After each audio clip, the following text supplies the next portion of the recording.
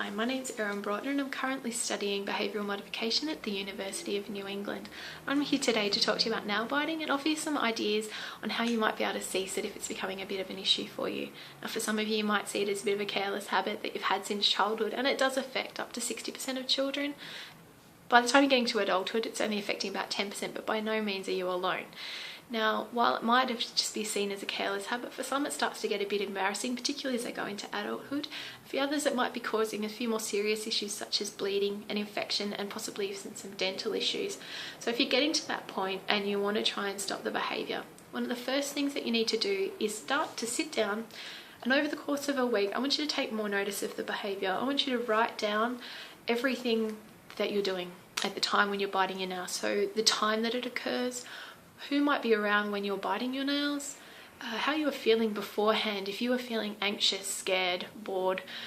If you take information down, you might be able to start to see some patterns forming of when you're biting your nails, why you're biting your nails. You might see a pattern of time of day or people or emotional states that are triggers for you. And once you know those triggers, you may then be able to choose the better technique that'll help you to cease the behaviour. Once you have that information, it's time to start setting some goals.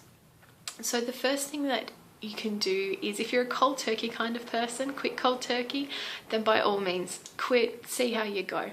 That might work for you, okay? For others, you might need to set a more achievable goal, maybe break it down a little bit into more manageable situations. So that might be that you set a daily goal. For example, if you were biting your nails 20 times a day, you might set a goal of 18 times or 15 times, and you can reassess that on a daily or weekly basis depending on how you're going.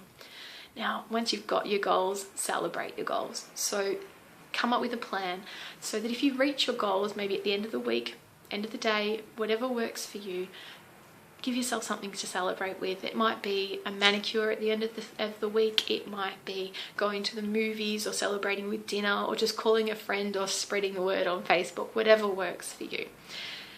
Once you've got that goal in mind and you've got your celebrations ready and all planned out, rally some support. Contact your friends, your family, your work colleagues, and let them know what you're trying to do. Get them to encourage you when they see your nails looking good, and when you're choosing not to bite your nails, let them have them walk past and just say good on you.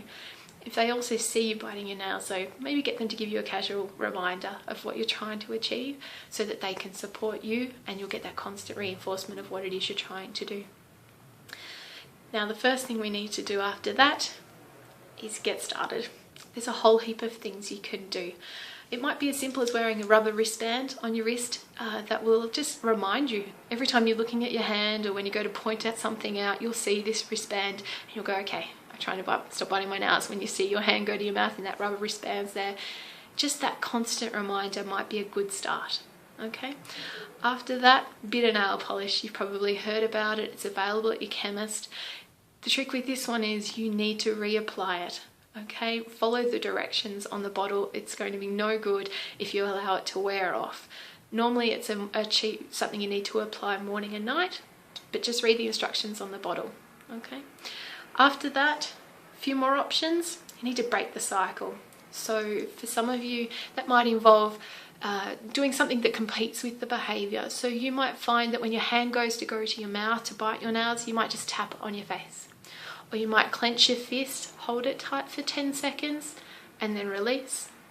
Then hold it 10 seconds, and then release. And you keep going until that behaviour, that urge to bite your nails is gone. Now make sure you choose a behaviour though that you can get away with in the presence of others, because there's no point in choosing something that you're not going to be able to do if you're, say, in the boardroom at work, or if you're in the classroom at school and you get a little bit embarrassed. So make sure it's something that works for you. After that, got a few options in regards to breathing techniques and relaxation techniques. Now, if you're one of those people who identified stress and anxiety as triggers for your behaviour, then these may become very well a good part of your repertoire in trying to keep this habit.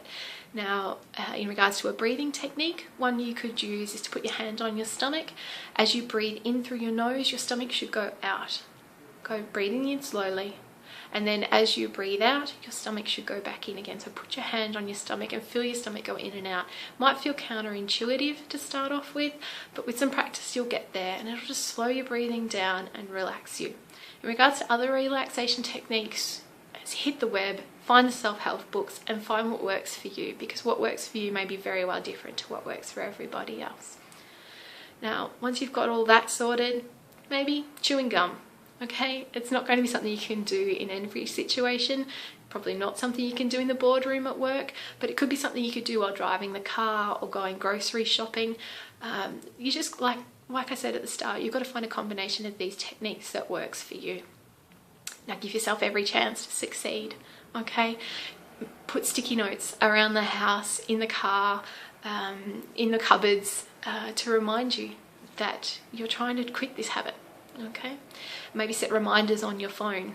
Do everything you can to make yourself succeed. Make yourself accountable on Facebook if that's your thing. Keep persisting.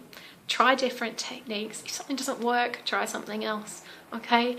It's not about failure. It's about just giving it a go and keeping on going until you kick the habit. So good luck. I hope you found my suggestions helpful, and let's hope that we see some photos at the end of it where your nails are looking mighty fine. Thank you. Goodbye.